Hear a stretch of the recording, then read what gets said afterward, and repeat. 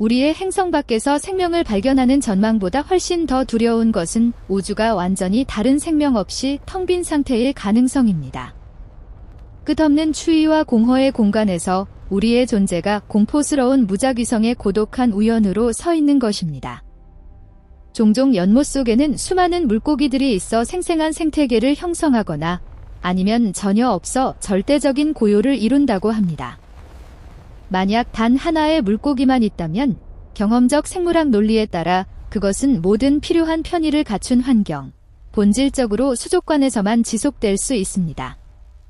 이 논리를 광대한 우주에 적용하면 우리가 진정으로 홀로 있다면 이 고립은 다른 문명, 그 문명이 얼마나 진보했든 간에 존재하는 것보다 무한히 더 두려운 것입니다. 그 끔찍한 시나리오를 상상해 보십시오. 만약 지구의 생명이 바로 당신 앞에 서 있다면 그것은 우리의 현재 물리학과 생물학 정의를 모두 초월하는 존재일 수 있으며 당신은 그것을 보거나 인식하지 못할 수도 있습니다. 그것은 4차원 존재일 수 있으며 당신의 과거, 현재, 미래의 전체 타임라인을 하나의 정지된 이미지로 펼쳐진 채 인식할 수 있습니다. 아니면 눈, 입 또는 명확한 세포 구조를 전혀 가지지 않고 단순히 사고를 부여받은 가스 구름으로 존재하거나 의식을 조직화한 전하 입자들의 집합체이거나 심지어 자유롭게 형태를 바꾸는 금속성 액체로 자신의 원자 구조를 적응하거나 위장하기 위해 변경할 수 있습니다. 미국 항공우주국, 일반적으로 나사로 알려진 국가항공우주국의 최근 연구는 지구의 생명 탐색에 대한 우리의 초기 접근 방식에 잠재적으로 근본적인 결함을 드러냈습니다. 과학자들은 이제 우주에서 지능적인 존재의 99.9%가 탄소를 기반으로 하지 않을 가능성을 진지하게 고려하고 있습니다. 지구상의 생명은 탈옥시리보핵산, 단백질, 그리고 아데노신 3인산 에너지의 복잡한 구조로 탄소 원소에 기반한 모델을 나타내며 이 원소는 길고 복잡한 분자 사슬의 형성을 허용하는 놀라울 정도로 다재다능한 것입니다. 그러나 우주는 수많은 대안적인 화학적 해결책을 실험했을 수 있습니다.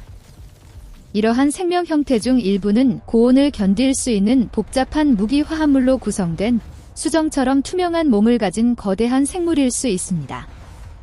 다른 것들은 플라스마로 존재할 수 있으며 전체 종족이 강력한 전기 방전으로 나타나며 고도로 조직화된 에너지 흐름으로 불타는 성운이나 중성자 별의 강렬한 자기장을 미끄러지듯 이동합니다.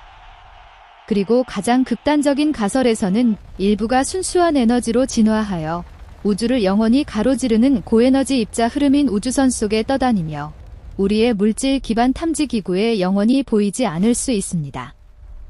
이를 확장하면 2025년 말의 현대 이론들은 이러한 플라스마 기반 생명이 섭씨 수천 도를 초과하는 환경에서 번성할 수 있으며 항성 융합 과정이나 성간 자기 재연결 현상에서 에너지를 끌어올 수 있다고 제안합니다. 이러한 현상들은 제임스 웹 우주망원경 같은 첨단 망원경을 통해 더 자세히 관찰되었습니다. 최근 연구에서는 플라스마가 생물학적이지 않지만 공간에서 흔한 원소들을 통합하여 리보핵산의 합성을 초래할 수 있는 전생명 형태를 나타낼 수 있다고 제안되며 이는 태양이나 성간 구름 내에서 거대한 플라스마 기반 생명의 가능성을 탐구합니다. 더욱 기이하게 이론 물리학자들은 고도로 조직화된 의식 형태, 측정 불가능한 유형의 지능이 블랙홀 내부에 존재할 수 있다고 추측합니다. 블랙홀은 일반적인 물리 법칙이 인식 너머로 뒤틀리는 시공간 영역입니다. 그들은 전체 우주를 거대한 신경망으로 상상하며 모든 시공간 지점을 연결하는 의식 구조로 보이고 우리 인류는 시끄러운 역사와 과학적 성취로 만질 수 없는, 파악할 수 없는 존재의 마음속에서 순간적인 생각, 짧은 신경 충동에 불과할 수 있습니다. 훌륭한 고인이 된 물리학자 스티븐 호킹은 사망 전에 등골이 오싹한 경고를 발행했습니다. 절대적으로 지구 외 문명과 적극적으로 접촉을 시도하지 마라. 왜냐하면 그들의 존재 형태, 생물학적, 심리적, 심지어 지각 구조가 현실에 대한 당신의 이해를 완전히 산산조각 낼 수 있으며 이해할 수 없는 것에 직면했을 때 인류의 집단적 심리적 붕괴로 이어질 수 있기 때문입니다. 오늘 우리는 이 불확실성의 심연으로 깊이 파고듭니다.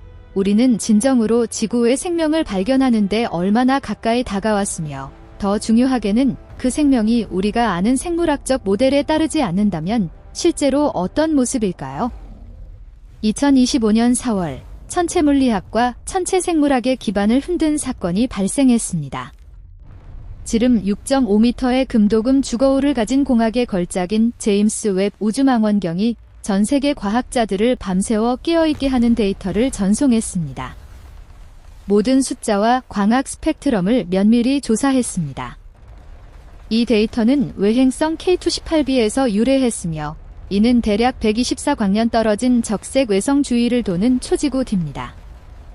행성의 혼합대기에서 특정 가스가 지구보다 1000배 높은 농도로 검출되었습니다. 우리 행성에서 이 가스, 디메틸 설파이드는 단 하나의 독특한 출처, 명백한 생물 지표를 가집니다. 생물학적 활동입니다.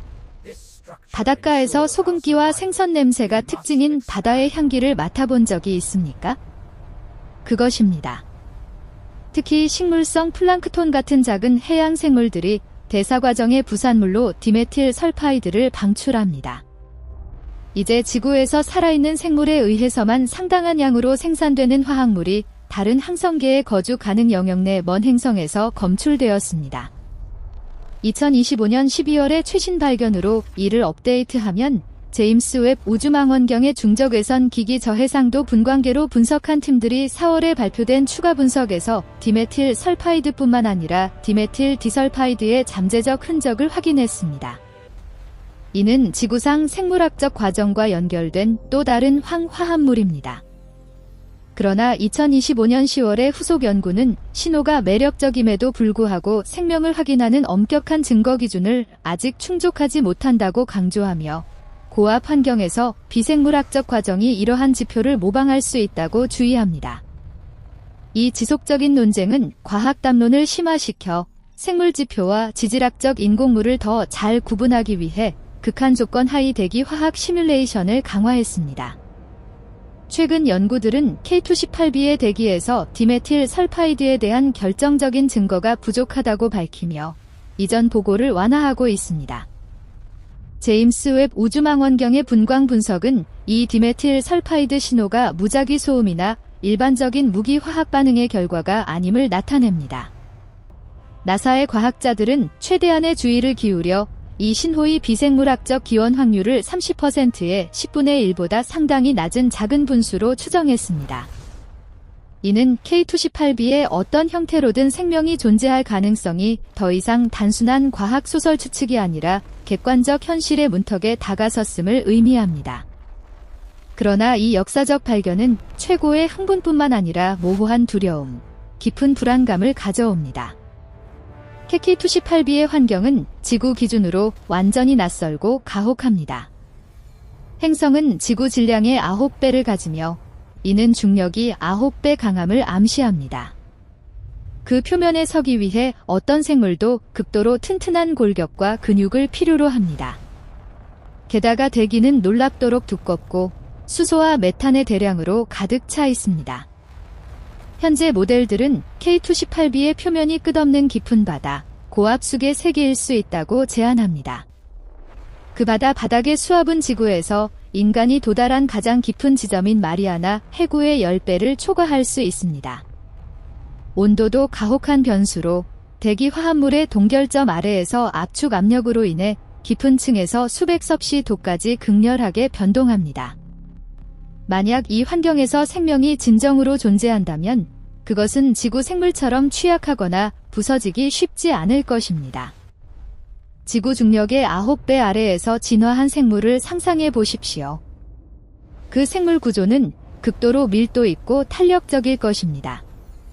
언젠가 그런 존재들이 지구에 도달할 수 있다면 우리의 영화 속 슈퍼히어로처럼 쉽게 움직일 수 있을까요? 아니면 우리의 약한 중력장에서 자신의 무게로 무너질까요?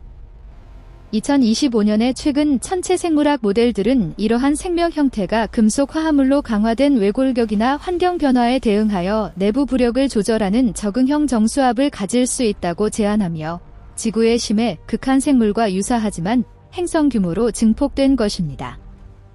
더욱 오싹하게 더 깊은 스펙트럼 분석은 K28b의 바다가 우리가 아는 순수한 물이 아닐 수 있음을 드러냅니다.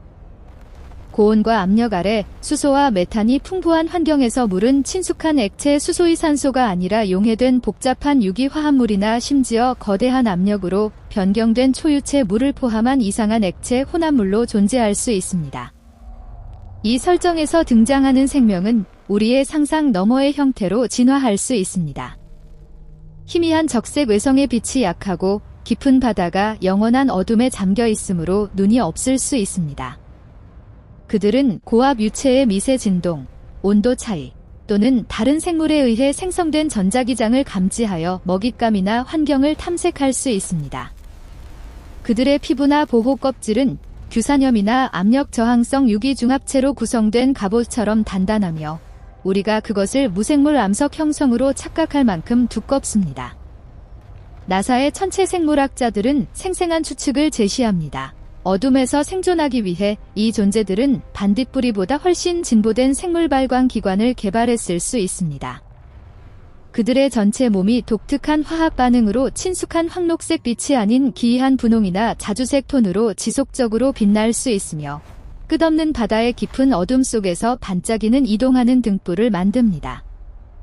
그리고 이는 생명의 다양한 직물의 작은 조각에 불과할 수 있습니다. 과학 공동체에 퍼지는 혁명적 관점은 우리의 생명 정의가 지구 생물권에 국한되어 처음부터 너무 좁았을 수 있다는 것입니다. 지구의 모든 생명은 탄소에 의존합니다. 탈옥시리보핵산의 이중 나선, 단백질 구조, 유연한 세포막 모두 탄소 화학의 걸작입니다. 그러나 수십억 개의 은하와 쓸 수 없는 환경 조건을 가진 우주에서 생명이 왜 우리 행성의 특정 화학 규칙을 따르겠습니까? 2025년의 최근 이론들, 어려운 단계 모델을 포함하여 지능적 생명이 진화적 병목으로 인해 더 희귀할 수 있지만 지하 바다나 기체 대기 같은 우리가 간과하는 틈새에서 대안화학이 번성할 수 있다고 제안합니다. 원소 주기율표에서 탄소 바로 아래에 위치한 규소 원소는 특히 결합 형성 능력에서 놀랍게 유사한 화학적 특성을 공유합니다. 이론적으로 규소는 복잡한 생물 구조의 기반으로 탄소를 대체할 수 있습니다. 규소 기반 생물은 표면 온도가 수백 섭씨 도에 달하는 뜨거운 행성에서 번성할 수 있으며 그 환경에서 유기탄소는 즉시 분해됩니다. 그들의 몸은 부드럽지 않고 수정이나 광물 구조처럼 투명하고 단단하며 대사 속도가 훨씬 느려 수천 년에 걸쳐 천천히 움직이며 매우 긴 수명을 가집니다. 그들은 호흡에 산소를 필요로 하지 않으며 액체 물을 영양으로 하지 않고 심지어 에너지와 건축 재료의 원천으로 암석에서 직접 광물을 소화할 수 있습니다. 뜨거운 사막 세계를 가로지르는 석영과 장석으로 형성된 산맥이 의식을 가진 채 천천히 기어가는 것을 상상해 보십시오. 이를 확장하면 2025년 하버드 같은 기관의 합성자가 조립재료 연구는 무기화합물이 생명의 창발적 특성을 모방할 수 있음을 입증하며 고온 체제에서 규소 생명의 타당성을 강화합니다. 추가로 이오 같은 화산 활동이 강렬한 행성에서 규소 기반 생물학의 가능성이 탐구되며 우리의 생명 이해를 도전합니다. 더욱 기괴하고 낯선 가능성은 플라스마 기반 생명입니다. 종종 물질의 네 번째 상태로 불리는 플라스마는 강하게 이온화된 기체로 극도로 뜨겁고 자유전자와 이온으로 밀도 있습니다. 특정 별의 표면이나 거대한 가스 성운 깊숙이 극단적인 물리 조건이 지속되는 곳에서 플라스마로 완전히 구성된 존재들이 있을 수 있습니다. 그들은 고정된 형태나 명확한 물질 경계를 가지지 않습니다. 전체 인구가 조직화되고 사려 깊은 거대한 전기 구체로 나타나며 성간 공간이나 별대기 내에 떠다닐 수 있습니다. 그들은 복잡한 전자기파를 조절하여 소통하고 항성 복사나 성간 전류에서 직접 에너지를 끌어올 수 있습니다. 그런 존재들에게 지구의 단단하고 습하며 저온 환경은 얼어붙은 치명적인 황무지처럼 보일 것입니다.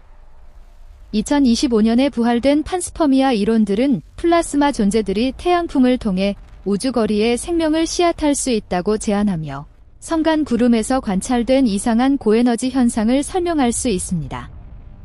가장 극단적인 이론들, 미래 지향적 이론 물리학자들이 제안한 바에 따르면 우주에서 생명이 순수한 에너지로 존재할 수 있습니다.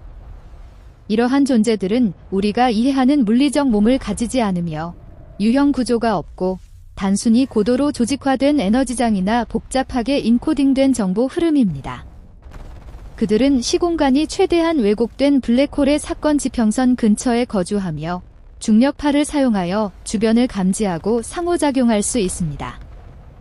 이러한 생명 형태에게 우리의 모든 물질 기반 또는 전자기 탐지 장치는 완전히 무용지물이 됩니다.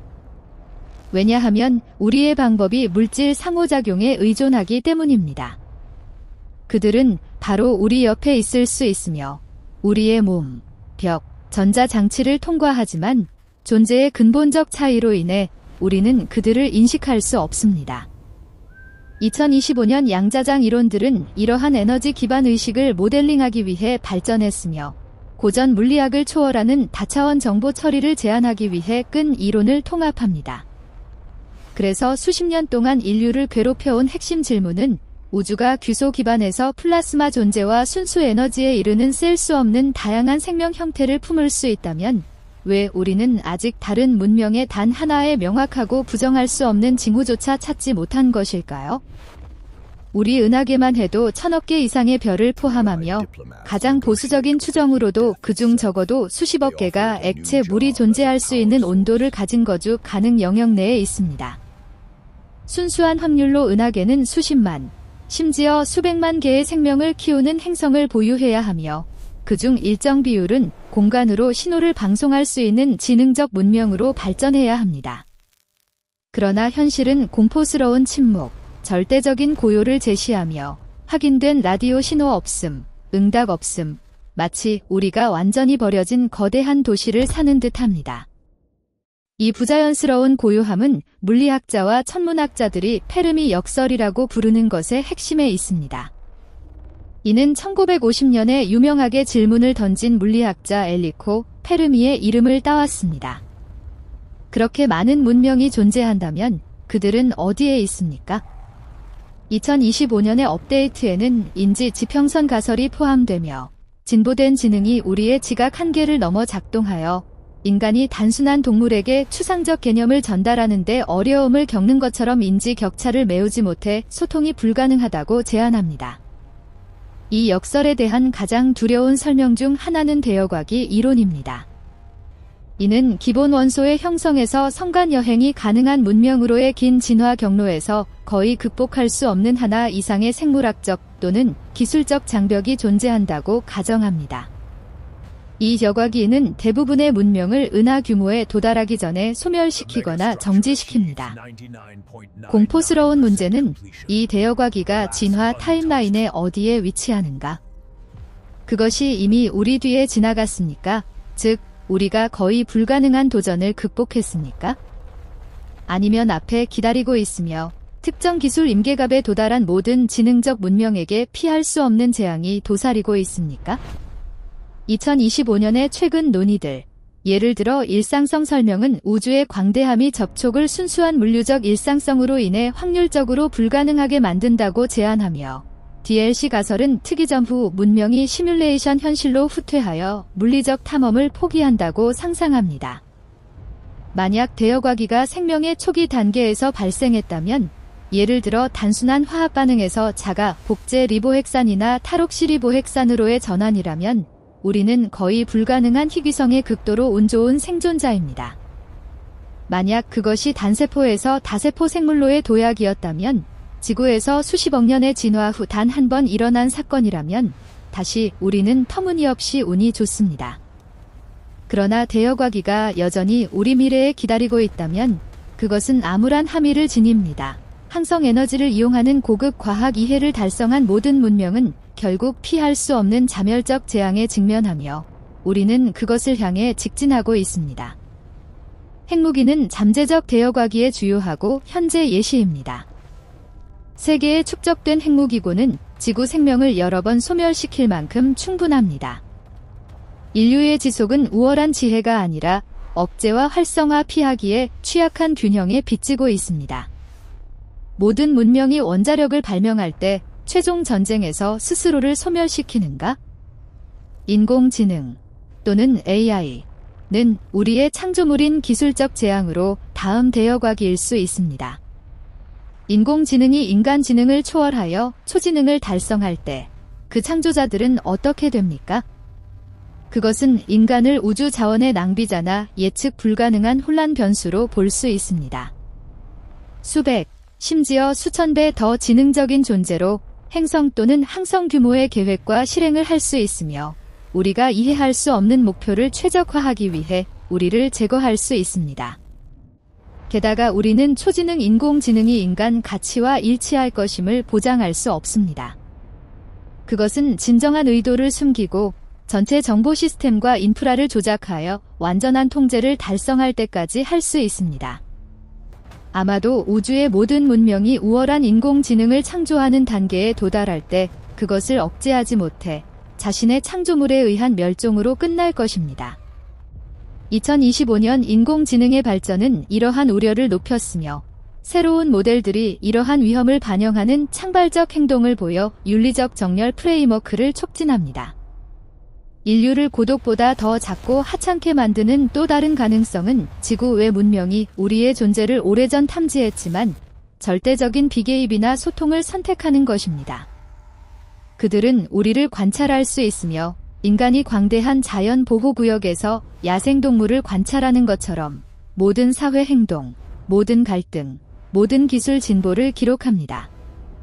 그들에게 너무 일찍 진보된 문명의 존재를 드러내는 것은 우리의 자연적이고 필요한 발달 궤도를 방해할 수 있으며 지구의 문화 진화를 오염시킬 수 있습니다. 2025년의 지루한 외계인 기로는 진보된 존재들이 원시인과의 상호작용을 수억 년 전에 소진하여 접촉에 무관심해졌다고 제안합니다. 또는 더 잔인하게 그들은 단순히 우리를 대화할 가치가 없다고 여길 수 있습니다. 인간은 개미 군락이나 물고기 떼와 철학적 담론을 조직하려 하지 않습니다. 카르다셰프 척도의 타입2나 타입3 문명 전체 별이나 은하의 에너지를 이용하는 재계 인류는 불을 통제하고 라디오파를 방출하는 법을 막 배운 것입니다. 우리는 너무 원시적이고 너무 시끄럽지만 너무 약하며 그들의 주위에 단 한 나노초도 가치가 없습니다. 더욱 이상하고 형이상학적인 가능성, 지구 외 문명은 강력하고 명확한 신호를 보내어 우리와 소통을 시도했지만 우리는 그들의 언어를 인식하거나 이해할 수 없습니다. 그들의 소통 방법이 라디오나 빛 같은 전자기파가 아니라 우리가 아직 체계적으로 측정하지 않은 완전히 다른 물리 현상, 예를 들어 조절된 중력파, 국부적 암흑 물질 구조 변경, 또는 대규모 양자 진동에 의존한다고 상상해 보십시오. 그 경우 지구 외 지능 탐색 프로그램에 거대한 포물면 접시는 무용지물이 됩니다. 그들은 우리가 인식할 수 없는 공간 차원에서 말할 수 있으며 2차원 존재가 3차원 공간의 복잡한 음향 언어를 영원히 해독할 수 없는 것처럼 소리가 바로 옆에서 메아리 쳐도 그렇습니다. 우리의 지구 외 지능 탐색 프로그램은 수십 년 동안 라디오 주파수를 청취했으며 우리는 한때 그것을 소통의 정점으로 여겼습니다. 그러나 진보된 지구 외 문명이 수백만 년 전에 이원시 방법을 포기하고 양자 얽힘 시스템이나 끈 이론 기반 정보 채널로 전환했다면 우리의 탐지 노력은 고전 진폭 변조 주파수 변조 라디오로 와이파이 신호를 찾으려는 것과 유사합니다. 2025년 지구 외 지능 탐색 연구소는 혁명적인 인공지능 시스템을 통합하여 엔비디아 기술로 신호 분석을 600배 빨라지게 했으며 광학 및 적외선 영역으로 검색을 확장하고 잠재적 발견을 책임있게 처리하기 위한 새로운 사후 탐지 프로토콜을 개발했습니다. 시간과 거리는 또한 우주의 또 다른 오싹한 장벽입니다. 우주는 대략 138억 년 동안 존재했지만 인류의 기술 문명은 10,000년 미만에 등장했습니다. 한 문명이 화려하게 번성하여 은하를 정복하고 어쩌면 대여과기로 인해 인간이 불을 다루기 전에 수백만 년 전에 사라졌을 수 있습니다. 또 다른 것은 이제 단순한 세포를 형성하고 있으며 수백만 년 후에야 성간 여행에 도달할 것이며 그때 인류는 먼지가 될 것입니다. 우주의 문명들은 밤에 반짝이는 반딧불이처럼 각각 제한된 기간 동안 빛나며 두 개가 동시에 빛나고 서로를 알아차릴 만큼 가까운 확률은 극도로 낮습니다. 심지어 두 개가 공존하더라도 항성계 사이의 거리는 제한적인 장애물로 남습니다. 가장 가까운 잠재적 거주 가능 행성은 여전히 몇 광년, 심지어 수십 광년 떨어져 있으며 합리적인 소통을 위해 빛 속도에 가까운 여행을 요구합니다. 복잡하게 인코딩된 메시지를 보내고 응답을 기다리는 것은 수십 년, 심지어 수백 년이 걸릴 수 있습니다. 이는 대화가 아니라 시간과 공간의 심연에 떨어뜨린 눈물입니다. 그럼에도 불구하고 인류는 탐색을 멈추지 않았으며 이는 우리의 불굴의 탐구 본성을 증언합니다. 중국의 500m 구경구형 라디오 망원경은 지름 500m의 거대한 신호 수집 접시로 세계에서 가장 큰 단일 구경 라디오 망원경이며 우주 깊숙이에서 희미한 메아리를 밤낮 없이 청취합니다. 제임스 웹 우주망원경은 우주먼지를 뚫고 볼 수 있는 능력으로 지구에서 130억 광년 이상 떨어진 은하를 관찰할 수 있으며 결정적으로 외행성 대기의 화학 조성을 자세히 분석합니다. 2025년 제임스 웹 우주망원경의 발견으로는 초기 우주에 성장하는 초대 질량 블랙홀, 은하계와 유사한 초기 우주 쌍둥이, 대기를 실시간으로 흘리는 외행성, 난쟁이 은하를 연결하는 빛나는 가스다리 등이 포함됩니다. 화성에서 나사의 퍼서비어런스 로버는 고대 토양을 적극적으로 파헤쳐 화석화된 또는 생물학적 과거 생명의 흔적을 찾습니다. 유럽 우주기관은 유로파 클리퍼 탐사선을 자원 투입하며 2024년 10월에 발사되어 2025년 3월에 화성 중력 보조 기동을 수행하고 2026년 12월에 지구 중력 보조를 계획하며 2030년에 목성에 도착하여 목성의 얼음 달 유로파의 얼음 껍질 아래 깊은 바다를 뚫고 연구할 예정입니다. 이 위치는 우리 태양계 내에서 지구 외 생명을 지지할 수 있는 안정적인 액체 환경을 품을 것으로 믿어집니다. 2025년 유로파 클리퍼는 자외선 데이터의 첫 수집을 포함한 업데이트를 보았으며 2030년 도착을 향해 진행 중입니다. 보이저 1과 2 탐사선, 1970년대에 발사된 우리의 금속 동반자들은 태양의 영향을 넘어 성간 공간으로 조용히 모험하며 인류를 대표하는 메시지와 이미지를 싣고 있습니다. 가장 가까운 항성계에 도달하는 데 수만 년이 걸릴지라도 인류는 여전히 징후를 보내고 있으며 유리병에 담긴 바다로 던진 편지처럼 언젠가 발견되기를 희망합니다. 아마도 우리의 고독이나 분비는 답은 우리가 생각하는 것보다 가까울 수 있으며 최근 해독된 제임스 웹 우주망원경 데이터에 내장되어 있을 수 있습니다. 언급된 바와 같이 과학자들은 그 시점에서 다음 2년 내에 보안 분석을 완료하여 K28B의 디메틸 설파이드 신호가 진정으로 부정할 수 없는 생물 지표인지 확인할 것입니다. 만약 답이 예라면 추가 분석이 124광년 떨어진 행성에서 생물학적 배사산물의 의심의 여지 없는 존재를 검증한다면 그것은 모든 기록된 인류 역사에서 가장 위대한 발견, 가장 패러다임을 바꾸는 사건이 될 것입니다. 처음으로 우리는 생명이 지구의 독점 현상이 아니며 이 광대한 우주에서 우리가 홀로가 아님을 객관적으로 확인할 것입니다. 그 순간은 철학적으로 뿐만 아니라 사회적, 정치적으로 인류를 영원히 변화시킬 것입니다. 우리는 우주에서의 우리의 위치를 재고하고 생명의 의미를 재정의하며 어쩌면 우리 자신을 재정의해야 할 것입니다. 우리는 지구가 생명의 무수한 요람 중 하나일 뿐이며 인류가 그곳의 무수한 지능 진화가지 중 하나임을 깨달을 것입니다. 그러나 그 발견은 또한 지구 외 생명, 단세포 생물인지 초월적 문명인지가 가져올 문화적, 심리적 충격에 대비해야 함을 의미합니다. 화학, 물리, 생활 철학이 우리의 것과 완전히 다른 존재를 직면할 준비를 하며 인류가 더 이상 고독한 순수함 속에 있지 않은 더 동적이고 복잡한 우주로 나아갈 준비를 합니다. 스티븐 호킹의 경고는 완전히 신중할 수 있습니다. 우주에서의 만남은 약한 종에게 항상 친절하거나 유익하지 않습니다. 그러나 인류의 타고난 호기심과 발견에 대한 불굴의 갈증은 진압할 수 없습니다. 우리는 더 강력한 망원경을 건설하고 탐사선을 더 멀리 보내어 답을 찾거나 우리 자신의 대여과기를 만들 때까지 계속 탐구할 것입니다. 왜냐하면 궁극적 응답이 절대적 고독이든 무수한 기이한 문명의 혼란이든 현실의 본질에 대한 깊은 통찰을 줄 것이기 때문입니다. 그것은 우리가 누구인지, 어디서 왔는지, 이 무한한 우주에서 우리의 진정한 위치, 그러나 겸손하거나 비범한지를 말해줄 것입니다. 그리고 과학과 철학에게 그것은 모든 탐구의 궁극적 목적입니다. 우리는 우주적 깨달음의 문턱에 서 있으며 긴장된 기대감이 우리를 가장 생생하게 느끼게 하는 순간입니다.